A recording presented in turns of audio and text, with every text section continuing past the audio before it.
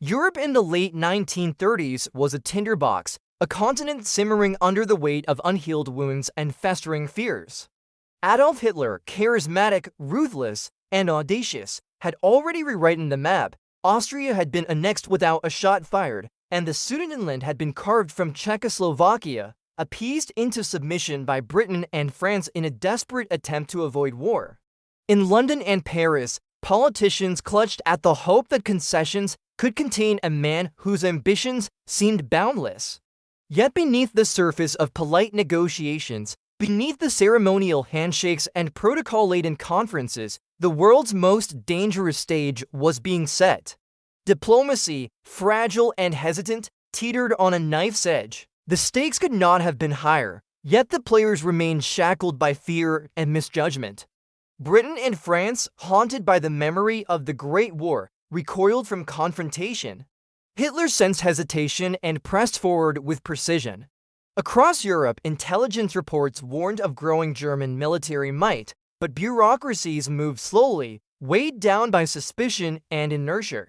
Meanwhile, the Soviet Union, the great red shadow to the east, watched with unease, seeking security guarantees that might have prevented the coming storm.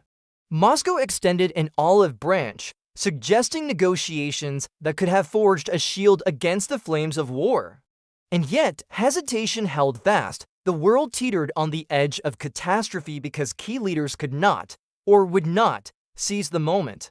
What if one misjudged hand, one delayed meeting, could alter the course of history forever? By August 1939, the tension had become nearly unbearable. Hitler's eyes had turned to Poland, a nation vulnerable to both German aggression and Soviet interest. Britain and France, wary of entanglement with Stalin, balked at direct negotiations. Their diplomats feared communism more than the specter of a resurgent Germany, and protocols became barriers, formality outweighing urgency. Moscow's proposals were cautious, detailed, yet dismissed as impractical, even impossible. Leaders on all sides underestimated the consequences of inaction. And in these critical hours, a single decision or indecision would ignite the continent into war. Would anyone recognize the gravity of the moment before it was too late? Meanwhile, inside Hitler's inner circle, debates raged. Generals warned against overextension, diplomats fretted over foreign relations, yet Hitler's impatience grew. His appetite for conquest was matched only by his cunning. He had learned that hesitation among his adversaries could be exploited. Every delay by Britain or France, every misreading of Stalin's intentions, became leverage in a game of monumental stakes. Would the fragile chain of diplomacy snap entirely under the weight of human ambition, or could reason somehow prevail? In London, a young diplomat prepared a memo that, if read in time, might have changed everything. In Paris, a statesman considered a path to Moscow that could secure alliances and avert war. Across Europe, armies were mobilizing quietly, infrastructure humming in anticipation of conflict, yet the public remained blissfully unaware of the storm about to break.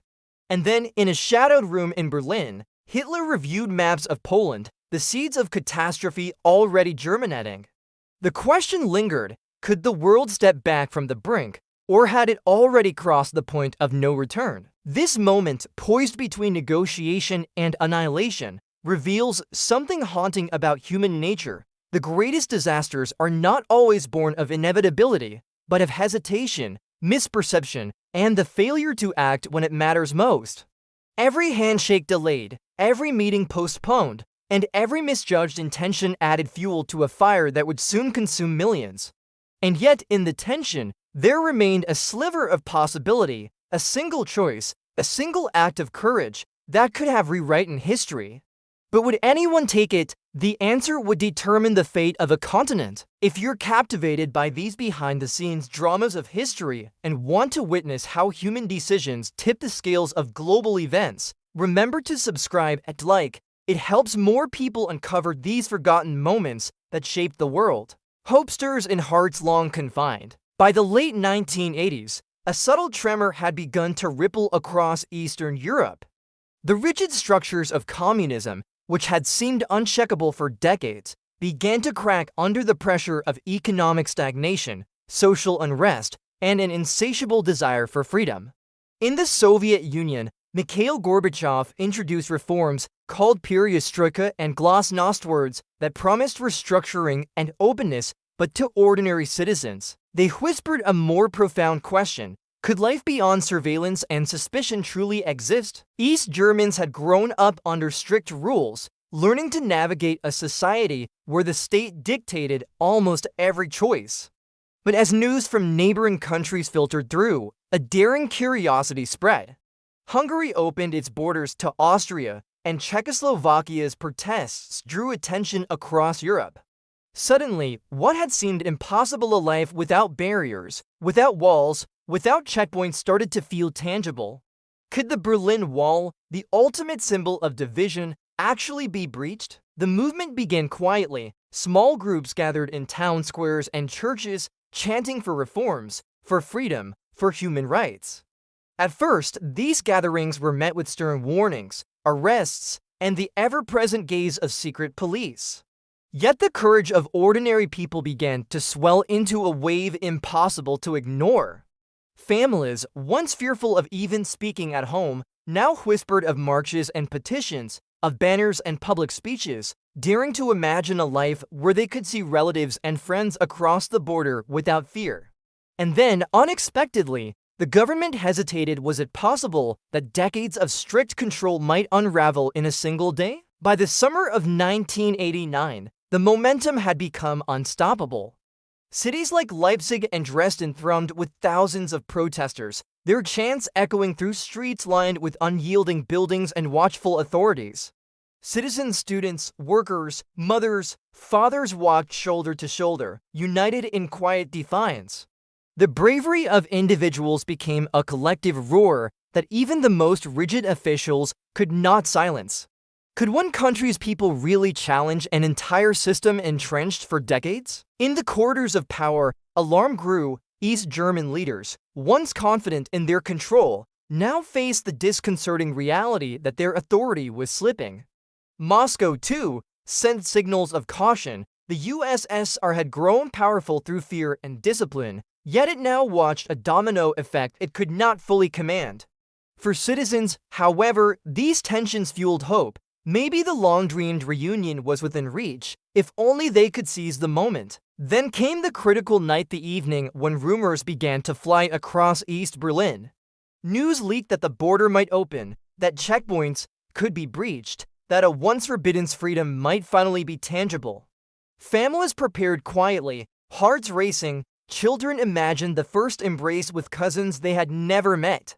Parents envisioned walking freely through streets they had only seen on maps. But in the stillness of the night, a question lingered in every mind. Would it happen without bloodshed, or would decades of oppression erupt violently in the final hours? By November, the impossible became reality. Thousands lined the Berlin Wall, a living testament to patience, courage, and unwavering hope. Guards, confused and overwhelmed, hesitated as people climbed, pressed, and passed through checkpoints that had once been insurmountable. The wall-less structure meant to imprison hearts and minds was suddenly a bridge. And in that instant, the dream of reunification, nurtured for decades in secret, surged into the open, unstoppable and breathtaking. September 1st, 1939, began quietly in Poland, with the early morning sun glinting off the cobblestones of Warsaw and the fields of Greater Poland. Farmers tended their land, children walked to school, and the city hummed with ordinary life. And then, in the blink of an eye, the sky erupted. German forces, executing a strategy of unprecedented speed and coordination, stormed across the borders. Tanks roared through forests, dive bombers streaked across the horizon, and infantry units advanced with terrifying precision. The Blitzkrieg lightning war had arrived, and Poland, despite valiant resistance, was caught in a maelstrom of mechanized destruction. Who could have predicted the speed with which a single nation could be overrun? Within hours, panic began to spread. Refugees fled towns in terror, the once bustling roads clogged with wagons, bicycles, and families carrying what little they could. Yet in London and Paris, responses were cautious, delayed, calculated. Britain and France, bound by solemn treaties with Poland, faced a choice: act decisively or falter yet again. Memories of appeasement haunted every cabinet, every debate. Could they summon the courage to confront Hitler as they had promised, or would fear and hesitation once again dictate the fate of millions? The decision teetered on a knife's edge, and time was slipping away. In Berlin, Hitler observed the chaos with a mixture of satisfaction and calculation. His generals, while cautious, recognized the brilliance of the operation. His Blitzkrieg tactics exploited weaknesses in Polish infrastructure and command. Air raids shattered communication lines, armored divisions split defenses, and the speed of conquest left opponents bewildered. But even as victory seemed inevitable, questions lingered in the minds of German strategists. Could this lightning advance provoke a swift, decisive response from Britain and France, or would the world once again falter at the precipice of war? By mid-September, Britain and France delivered their ultimatums. Unlike the appeasement at Munich, there would be no compromise over Poland. Yet the military response was hesitant, piecemeal, a reflection of fear, unreadiness, and lingering doubts about the human cost of war. Mobilization orders were issued, fleets set sail, and air forces scrambled, but the actions felt reactive rather than decisive. Hitler, emboldened and unrestrained, misjudged neither the morale of his generals nor the speed with which conflict would ignite across Europe. But would this caution from the West buy Poland even a fleeting reprieve, or seal its fate entirely? In Warsaw, civilians endured the first days of occupation. Families huddled in basements as bombs shattered streets above, hospitals overflowed with the wounded, and messages of hope or surrender struggled to reach leadership in the chaos. Yet amidst despair, stories of courage surfaced. Soldiers held bridges against tanks, locals guided fleeing families to safer ground, and citizens whispered defiance to invaders who sought to crush not just the nation's army, but its spirit. Could such acts of human bravery make a difference in the face of overwhelming mechanized power, or were they doomed to be footnotes in a rapidly unfolding catastrophe? The invasion of Poland demonstrated the fatal limits of appeasement. A continent that had hoped for peace through concessions now realized that hesitation, delay, and misjudgment could not contain ambition or aggression.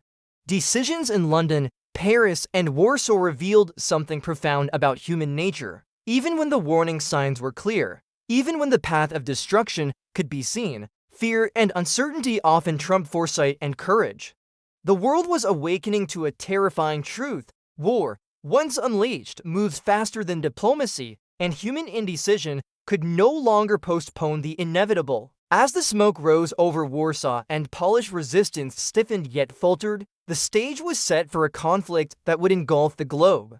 The consequences of leadership, ambition, and miscalculated strategy were about to manifest on a scale never before seen in human history. If you want to continue witnessing how these critical decisions, missteps, and acts of human courage shaped the opening chapters of World War II, remember to subscribe and like. It ensures more people uncover the hidden stories behind history's most pivotal moments. By September 1939, Europe had crossed a threshold from tension to cataclysm. The invasion of Poland was not merely a military maneuver, it was a demonstration of how human decisions, hesitations, and miscalculations could cascade into unimaginable destruction.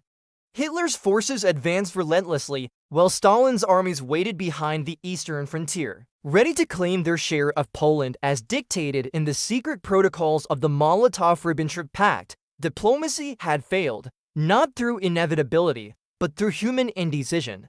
Leaders had misread intentions, delayed negotiations, and allowed ambition to outweigh prudence. Could the world have avoided this slaughter if only the right voices had been heard, the right doors opened? In London and Paris, governments faced the stark reality that appeasement had reached its limit. Ultimatums were issued, mobilization orders accelerated. Yet even as declarations of war were read aloud in stately chambers, the reality of conflict was terrifyingly abstract. Ministers debated the timing of troop movements, generals argued over strategy, and civilians braced for the unknown. Meanwhile, across Poland, every day brought a new horror: cities bombed, railways cut, refugees strewn across roads. The human cost of prior inaction became painfully clear, a reminder that leadership, inaction, and misjudgment could magnify into catastrophe. The Molotov-Ribbentrop Pact, a cynical alliance of convenience, held only as long as each leader found advantage. Stalin, pragmatic and cautious, observed Hitler's moves, calculating when to advance his own interests. Hitler, ruthless and unrestrained, pressed forward with the conviction of a man who believed his generals, his tactics, and his timing were infallible. Millions of ordinary people became pawns in a game far larger than themselves. Families were displaced, cities destroyed, and a continent plunged into chaos, all because decisions made behind closed doors by a few powerful men eclipsed the will of the many. Across Europe, the psychological shock was immense. Nations that had once hoped that treaties, diplomacy, or restraint could prevent war now confronted the reality that ambition and calculation often override morality. The lessons of Munich, the promises of London and Paris, and the warnings from Moscow all collided in a moment of unprecedented peril. How long could Europe endure before the conflict expanded beyond Poland?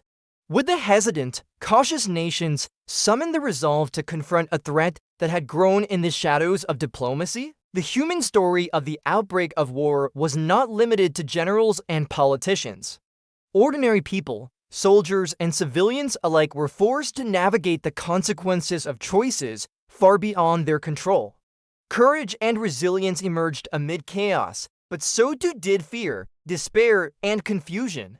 The world learned a grim truth: even the most cynical agreements cannot restrain ambition indefinitely, and even the best laid diplomatic strategies can falter when human nature, with all its flaws and miscalculations, enters the equation. By the winter of 1939, it was clear that Europe would never return to the fragile peace of the interwar years.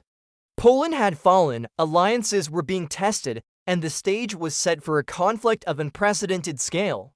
Leadership had shown both brilliance and folly, strategy and misjudgment, courage and failure. And the world would discover, painfully, that war respects neither diplomacy nor morality, only the consequences of human decisions. In every destroyed town, every displaced family, and every battlefield, the echoes of hesitation and ambition reverberated. The war had begun, and there would be no turning back. The outbreak of World War II serves as a timeless lesson. History is never shaped by inevitability alone, but by the choices, fears, and ambitions of individuals. The decisions of a few can determine the fates of millions. The human cost of indecision and miscalculation is incalculable. And as we reflect on these moments, we are reminded that the power of leadership carries both creation and destruction, a duality that continues to define our world today.